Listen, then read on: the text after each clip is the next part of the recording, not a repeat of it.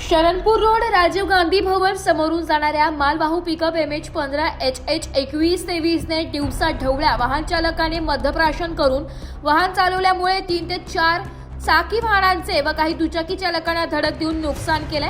सुदैवाने जागरूक नागरिकांनी तात्काळ गाडीचा पाठलाग करून कॅनडा कॉर्नर येथे गाडी थांबवून वाहन चालकास खाली उतरून समजावण्यात आले। तात्काळ सुजन नागरिकांनी 112 या क्रमांकाला कॉल करून सरकारवाडा पोलीस स्टेशन पोलीस कर्मचारी वाहतूक पोलीस कर्मचारी यांनी घटनास्थळी येऊन मद्यप्राशन केलेल्या वाहन चालकास ताब्यात घेऊन सरकारवाडा पोलीस स्टेशन अंतर्गत कारवाई सुरू केली आहे। तुमचं नाव सांगा। मी राहुल सांगळे, मी सिन्नरला असतो। हा जो व्यक्ती आहे खूप पिलेला आहे, खूप नशा केलेली आहे। यानं याच्या अगोदर 2 गाड्या ठोकल्या। आम्ही नगरपालिकेच्या पुढे होतो, पुढच्या सिग्नलला।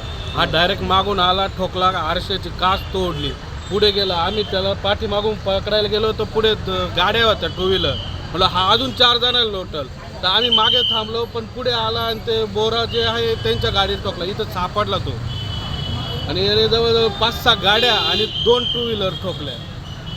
सुदैवानं कोणाला लागलं नाही, पण प्रत्येकाच्या गाडीचं नुकसान झालेलं। माझी नेक्सॉन आहे 23 BH 6678L, तिथं आरसा आणि बाकीचं डॅमेजेस केलेलं आहे। तुमची गाडी आहे घराला असून पण पोलीस काहीच नाही। आम्ही नंबर नोट केला आणि निघून गेले। घटना कुठं घडली?